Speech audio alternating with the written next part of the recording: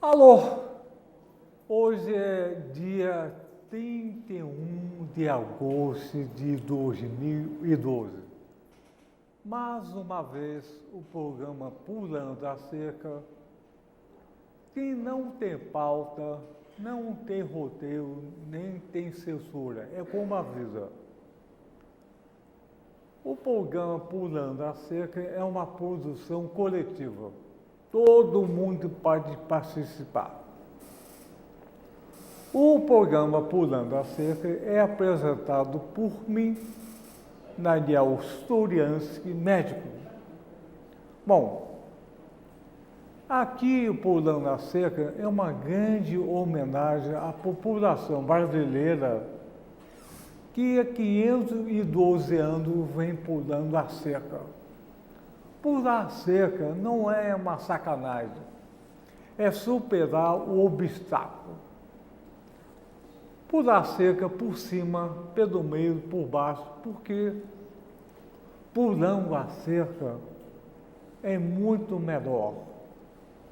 E a superação que a população brasileira faz é pulando a cerca. Bom, hoje vamos continuar a série Justiça e Direitos Humanos. Hoje o tema será censura, justiça e direitos humanos. Então, nada melhor que o convidado de hoje foi um grande defensor dos direitos humanos, grande defensor do direito humano no Brasil, e sendo do Brasil, é no mundo.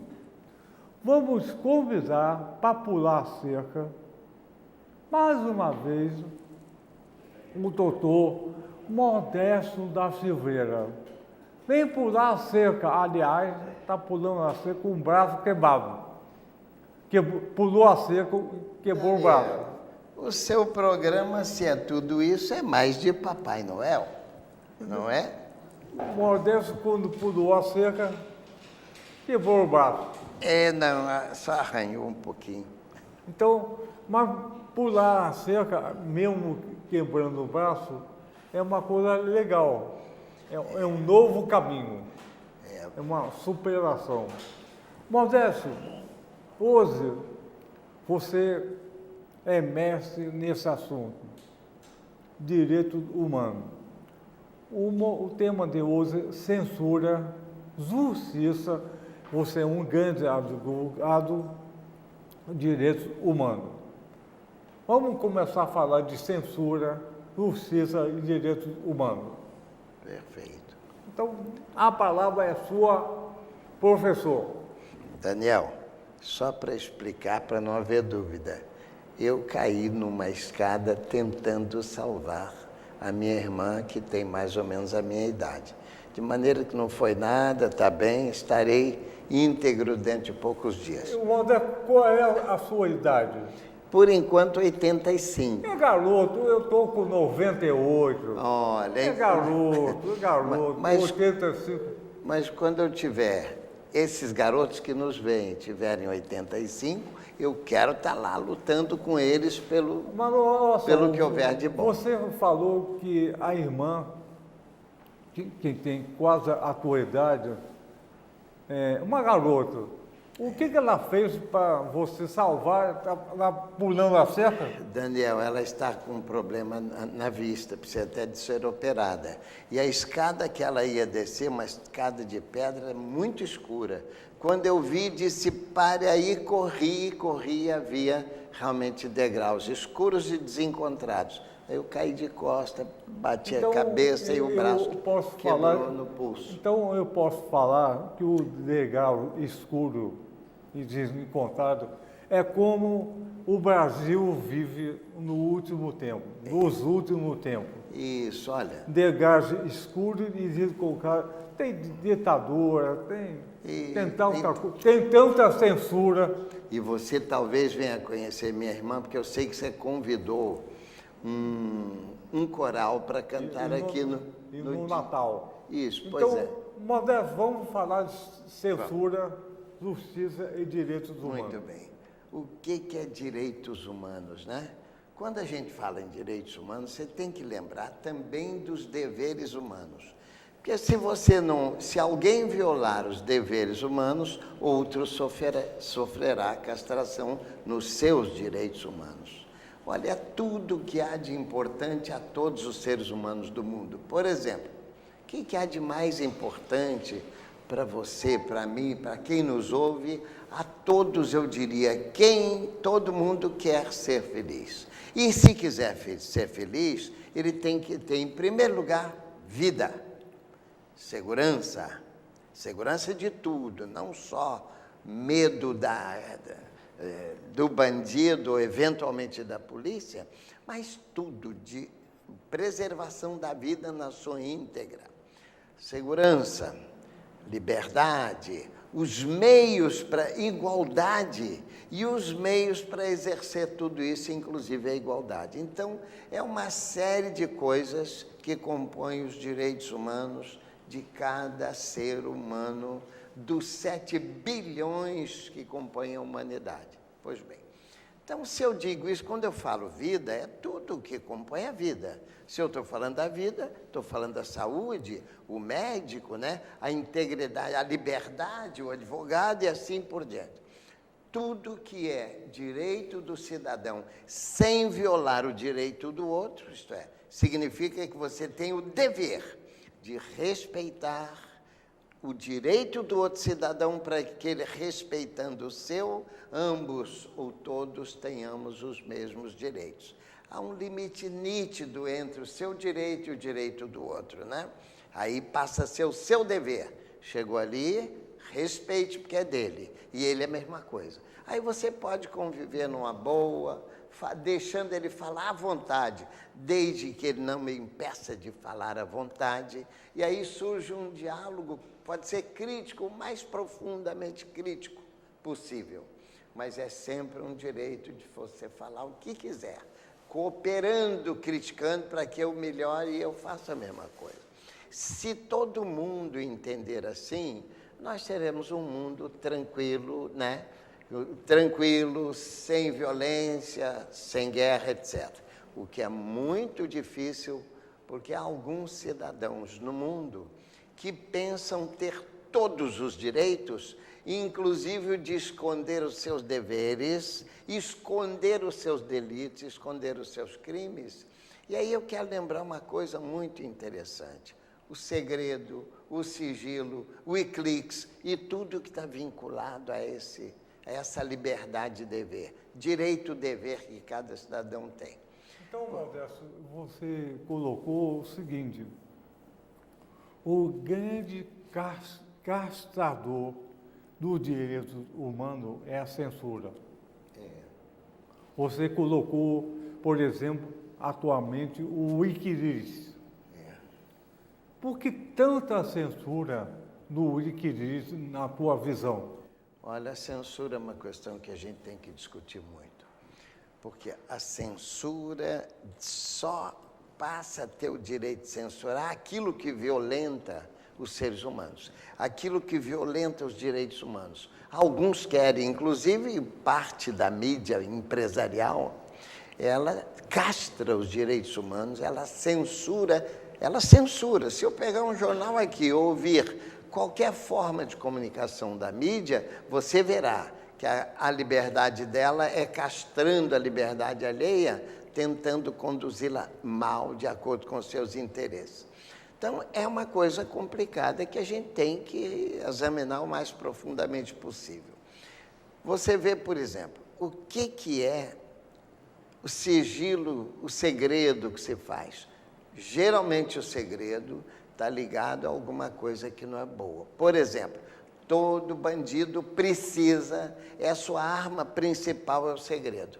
Ele não vai, por exemplo, vai querer matar o outro, ou assaltar alguém, comunicando nada a ninguém. Aquilo é sigilo, é segredo. E mesmo quando ele está em grupo, ele tem o segredo do grupo, e se nesse grupo alguém violar o seu sigilo, é morto, né? São as máfias da vida e as organizações criminosas da vida são todas sempre assim.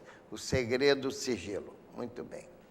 Agora, é claro que isso viola a liberdade? Não. Quando a censura é correta, pode não violar a liberdade. Por exemplo, uma censura de um jornal ou de um meio de comunicação qualquer, que quer ter a liberdade de mentir, não. Evidente mentira ou evidente violação de um direito humano, ela não pode, sob pena de ter que responder por aquilo da maneira mais drástica ainda. Você me permita dizer o tal Wikileaks. Você sabe, todo mundo hoje sabe o que é o Wikileaks, né? Wikileaks é uma expressão, se fosse com 2 L's, seria fraco. Leaks é gotejamento, ou seja, infiltração, seria infiltração lenta. Mas como é wiki, esse wiki dizem que é na linguagem lá de Honolulu, significa rápido, rápido. Wiki. Então, seria um gotejamento rápido. Isto é, quando alguma coisa estiver errada, deixa gotejar ou vazar para todo mundo saber o que está sendo escondido. Tudo que é escondido e que for suspeito deve ser aberto. O que deve ser mantido segredo, é um direito humano, é aquilo que não prejudica a ninguém, mas se prejudicou, se prejudicou, esse alguém tem o direito de saber. E quando prejudica as multidões devem saber. Por exemplo, quando surgiu esse tal de Wikileaks, do Julian Assange, né? É um australiano que viveu muito na Europa, ele recebeu uma série, ele é um grande operador de computador, é um jeito de internet em geral. E ele, quando soube de certas coisas prejudiciais à humanidade, ou grande parte dela, ele deixou vazar, deixou gotejar para a população as informações que mostravam o crime que foi cometido, está sendo cometido ou que será cometido no futuro. Como, por exemplo, quase tudo vinculado à guerra está ligado à criminalidade universal ou pelo menos internacional. Criminalidade pelas armas, pelas tramas, pelas mentiras e pela preparação para a guerra e preparação para um país invadir o outro. E um país só invade o outro quando ele tem interesse material nessa invasão. Ele não vai entrar numa guerra, ou forjar, inventar uma guerra para ele perder. Ele quer ter lucro, e o lucro dele é financeiro. Guerra é uma forma de comércio do mais baixo nível que a humanidade tem. Por isso, ele entendeu que faria bem à humanidade mostrar as tramas da maldade que viriam gerar milhões de mortos, milhões de feridos, milhões de aleijados e milhões de deficientes mentais, como, aliás, toda guerra provoca isso. Segunda Guerra, por exemplo, quando eu digo que morreram mais de 50 milhões de pessoas, eu não estou incluindo os 5 outros milhões que ficaram aleijados, perderam perna, braço, perderam juízo, perderam a cabeça, perderam tudo, parte do corpo, parte do seu equilíbrio psicológico, enfim. Então, talvez até dobrasse o número das vítimas da Segunda Guerra. E quando você vê que em um século, eu acho que até conversei com você, em um século nós tivemos mais de 200 guerras no mundo. E quantas centenas de milhões de pessoas foram afetadas, ou mortas, aleijadas, doentes físicos e doentes mentais, causados pela guerra, o que mostra que é o pior negócio para a humanidade é a guerra. Por isso eu até repeti uma frase do grande general que eu admiro. General é um homem especializado em guerra, militar em geral também, e fabricantes de arma é que manipula todos esses interesses, que o negócio dele é vender armas. Para vender arma precisa de guerra, precisa de violência, né? Aí ele lucra, e a lucratividade maior do que tráfico de prostitutas ou, sobretudo, tráfico de droga. Arma dá mais lucro, tráfico de arma dá mais lucro do que tráfico de droga ou até de gente. Pois bem, eles são causadores principais das guerras através dos generais que os representam. E eu ia dizendo que eu admiro um grande general que, infelizmente, não está vivo hoje. Ele já morreu há 2.500 anos. Sun Tzu. O Sun Tzu, aquele chinesinho que, na verdade, era um general, era mais filósofo do que general. Ele dizia coisas no gênero. Veja só, o conjunto do pensamento dele é esse. Ele diz: a única guerra justa é aquela em que você não destrói nada de ninguém, nem mata ninguém do outro lado, nem fere, não causa nenhum dano do outro lado, e do seu lado também nenhum dano. Isto é, você apenas troca ideias sobre o que é correto e o que é justo, numa mesa de conferências, e isso aí resolve o problema da guerra de forma justa. Modesto, vamos, já que você falou do Wikileaks, é o seguinte: hoje, o Wikileaks conseguiu contaminar a ditadura da mídia com a versão original.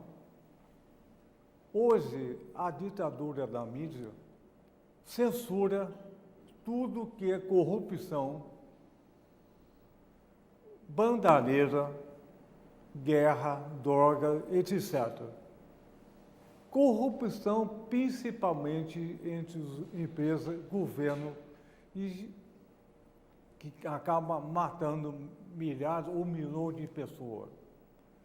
Ele conseguiu contaminar com essa verdade real dos documentos que a ditadura midiática não quer nunca colocar no jornal, na televisão, no rádio, na internet.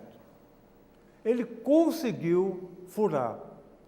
Nenhuma instituição é perfeita, sempre tem um furo.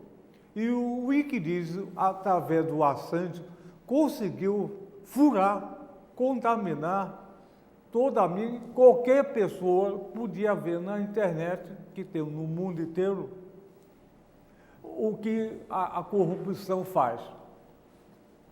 A internet, paradoxalmente, foi uma instituição basicamente militar. Por quê? O satélite reconhece a notícia na internet e consegue controlar quase todo mundo, ou o mundo inteiro. Então, é uma estrutura militar de controle e censura.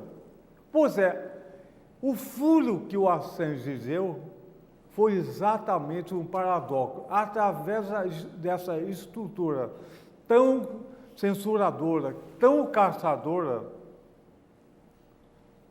ele colocou isso tudo exatamente na internet para o mundo inteiro saber. E, claro, ele está sendo processado, quer matar isso, aquilo, e está preso lá na Inglaterra. Não deixa ele sair para o Equador, um país sul-americano que tem outra postura. Não, o Assange não escolheu o Equador por acaso e quer mandar para os Estados Unidos, Suécia, dizendo que teve um crime sexual. Qual? Nenhum. Não, uma coisa totalmente maluca. mas a intenção é matar, é uma guerra. E uma pessoa, uma pequena estrutura, consegue contaminar essa ditadura midiática. E não teve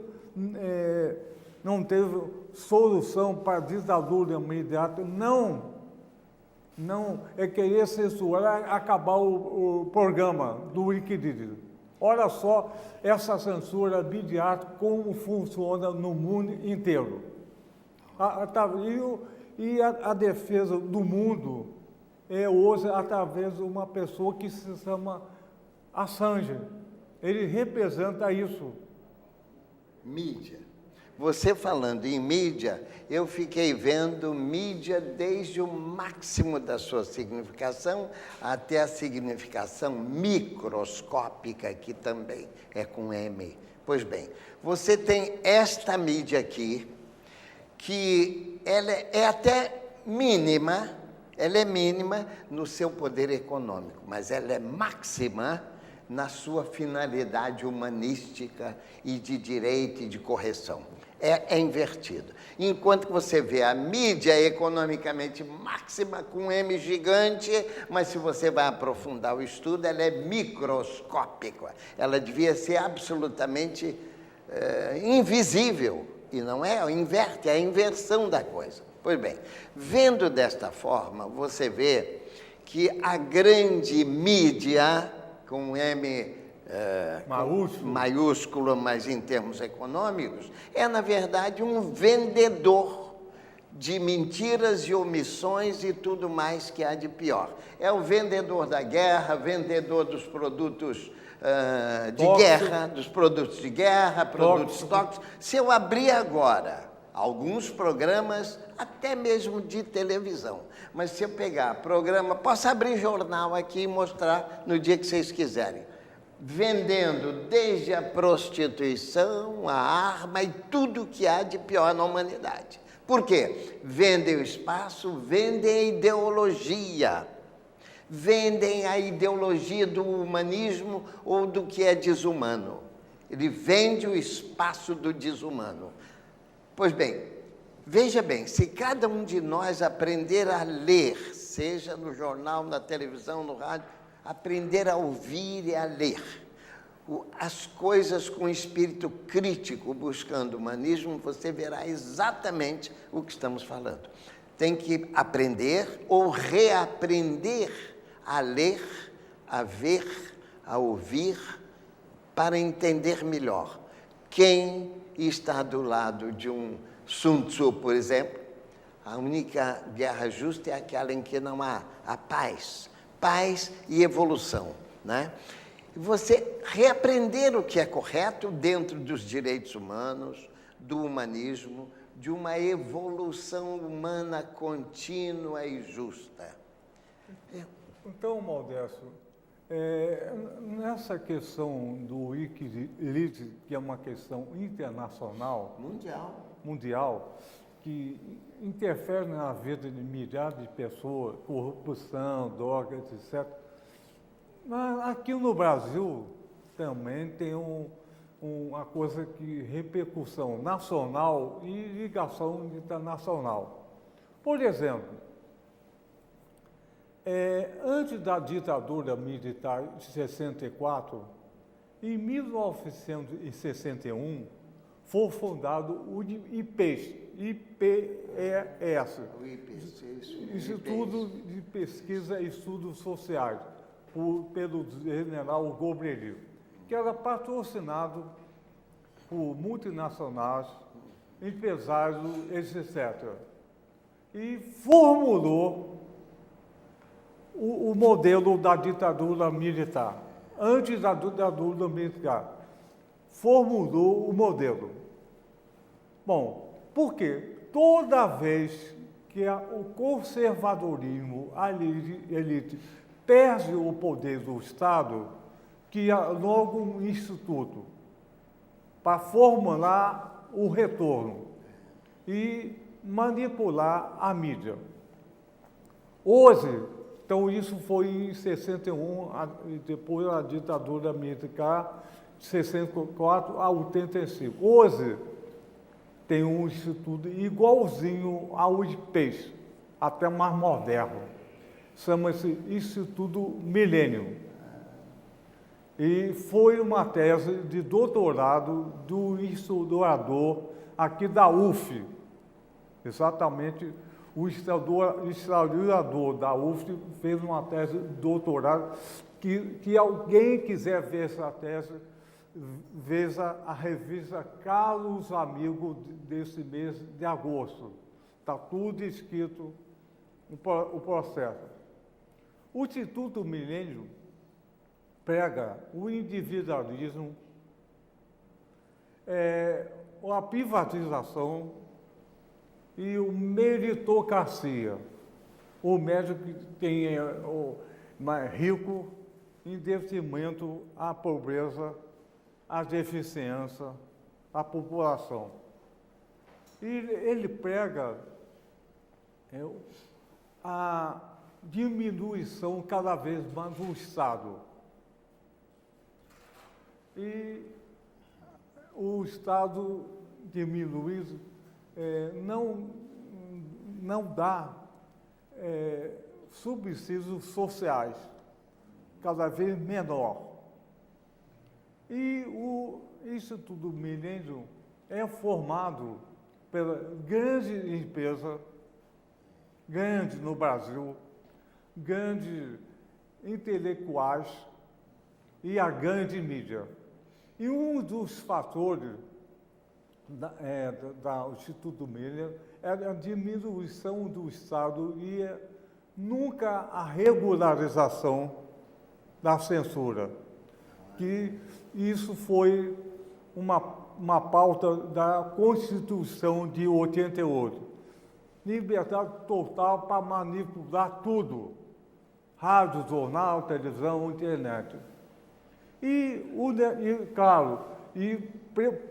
Propaga o neoliberalismo.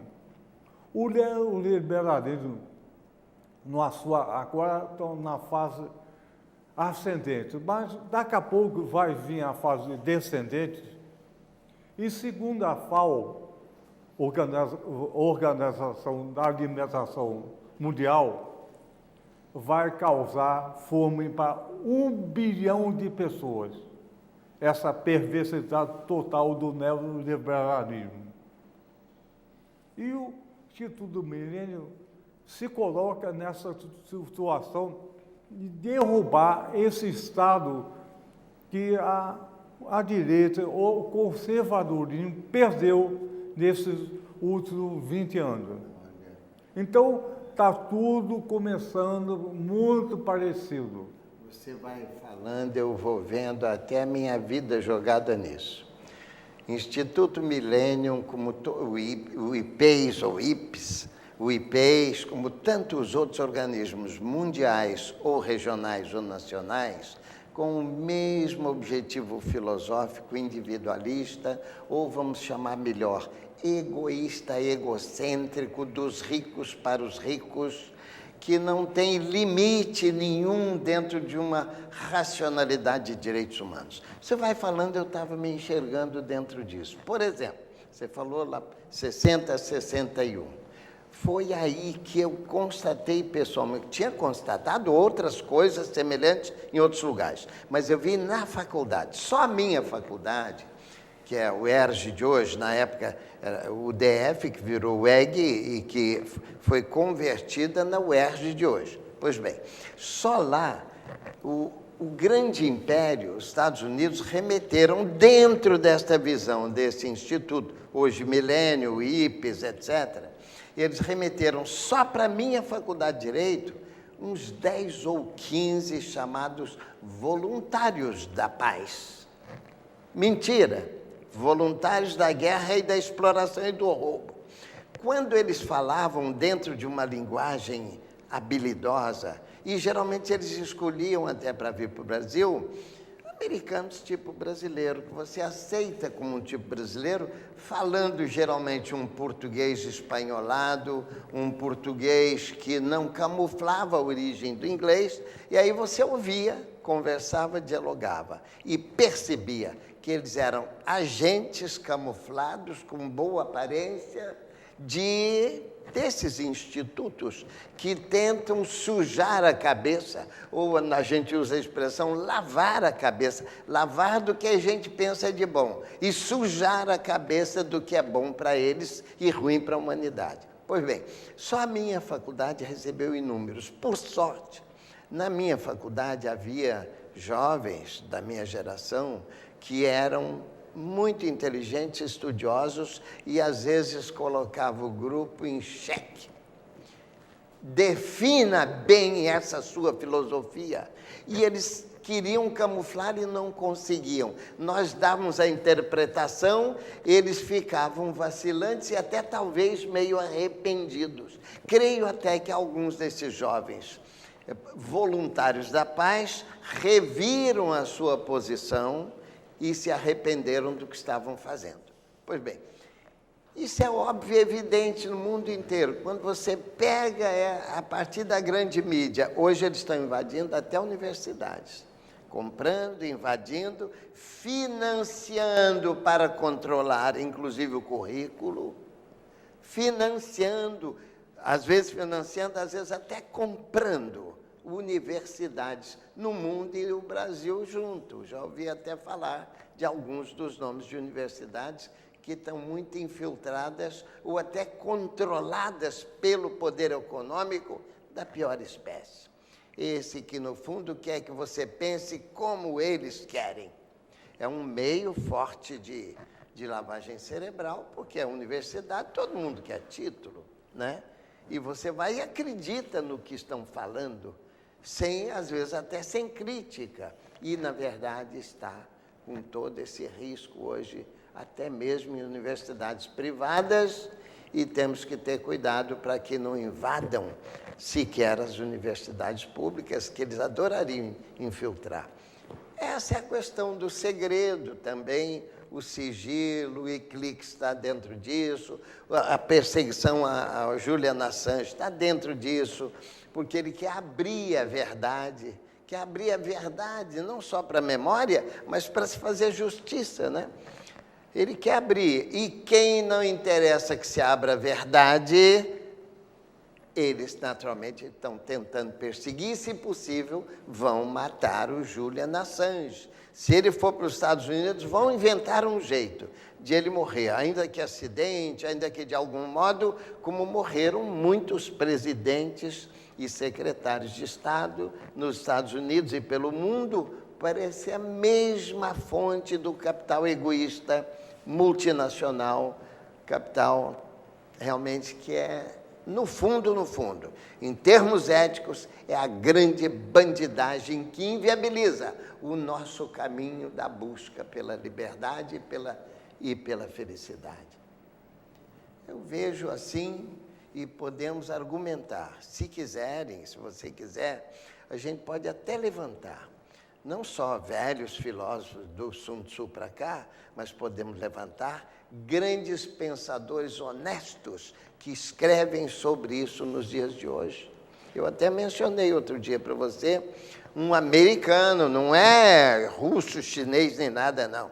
Um americano, dentre muitos americanos, que estão percebendo e alertando para toda essa bandidagem escondida a título de grandes empresas, liberdade de privatização, liberdade de comércio, liberdade em geral, e que, na verdade, é um verdadeiro polvo que tenta massacrar, esgotar a humanidade de tudo que ela tem de bom, inviabilizando do seu caminho de busca de melhores dias, enfim, de busca do sonho de todos, do rei ao mendigo. Todo mundo quer sempre esta coisa, chamada felicidade, que necessariamente passa pelos caminhos que todos sabemos.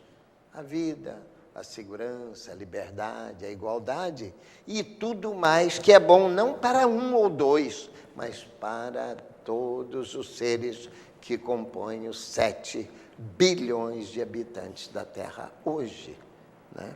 Se quiser, a gente até pode voltar ao tema, enriquecendo com dados até mais concretos e dando até títulos de livros que convém a gente ler e reler, e todos relendo.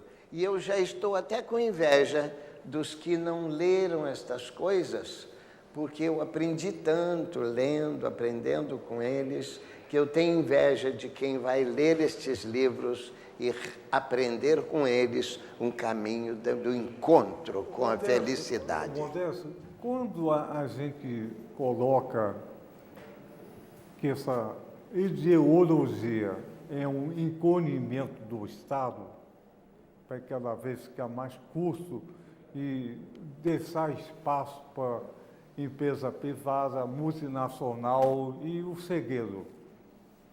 O encolhimento não é só do Estado em si, é um encolhimento da cultura, da saúde, da educação, da alimentação. Tanto faz que morram ou não morram 1 milhão de pessoas. Tem que ser o lucro, o encolhimento da cultura, da saúde e da educação. Em contrapartida, no conservadorismo, aumenta exageradamente o lucro. Quanto mais encolhe a nossa cabeça, a nossa cultura e a censura, maior o lucro. Eu acho que o conservadorismo quer ir muito a doença, a falta de educação, a falta de cultura, a falta de higiene, e comer qualquer coisa, e o corpo funcionando para trabalhar, para dar lucro. Então, o encolhimento disso no Estado e no financiamento social é exatamente isso. Contaminar a universidade, a escola, a cultura, a educação e aumentar o poder da não censura, da desregulamentação. O conservadorismo quer sempre a desregulamentação, igual uma esquizofrenia, a doença que enlouquece a cabeça, igual a neoplasia, é o câncer que contamina o corpo todo e vai crescendo até matar. Posso dar um palpite aí? Vou terminar rapidamente. Esse neoliberalismo é igual uma bomba atômica. A bomba atômica explode, mata milhares de pessoas, mas continua matando até mais 100 anos pela radioatividade. É uma verdadeira bomba atômica. A ditadura militar que se instaurou no Brasil e vai durar 100 anos, essa bomba atômica, está no meio do caminho ainda. Falta mais metade para terminar a radioatividade do lucro e do mal-estar. E colocou o neoliberalismo e o lucro. Então, está no meio do caminho ainda. Falta metade ainda para terminar a radioatividade dessa bomba atômica social. Daniel, você está mexendo em questões fundamentais. Você começou falando do problema do encolhimento do Estado, inviabilização de cobrança e tal. Olha, essa ideia mercantilista que é velha, desde que se começou a teorizar a respeito da conduta dos governos do país e do mundo, das pessoas e da humanidade, essa tese continua vigente e esses institutos, por exemplo, estão perfeitamente dentro dessa filosofia do encolhimento do Estado. Por isso é que eles financiam até eleições também, viu? Quando você... Olha, sei lá, vamos objetivamente. Quando eles pedem encolhimento do Estado, isto é, imposto mínimo, Estado mínimo, quer dizer, se o ideal é que não haja Estado, e só gente se relacionando e explorando uns aos outros de acordo com a sua conveniência. Olha, um país, uma nação sem Estado, sem governo, é o caos completo. Não existe. Nunca existiu. E das vezes em que alguma sociedade ficou sem governo, ela virou o caos, bagunçou, se extinguiu, ela fugiu dela mesma. Pois bem, então essa teoria do Estado mínimo significa sem imposto. É claro que sem imposto você não tem escola, não tem hospitais, você não tem estradas, você não tem nada que seja público, correto? E não é o particular que vai fazer uma estrada Rio-Brasília, uma escola Pedro II, uma universidade como a nossa aqui, como a UF, né? Tudo é através do imposto, que é tudo correto. O que está errado é quando esse dinheiro é mal aplicado. Por isso é que nós temos que combater os maus políticos, os corruptos. Mas os corruptos estão protegidos por eles, sobretudo, através dos paraísos fiscais, escondendo o dinheiro deles e aplicando para render mais.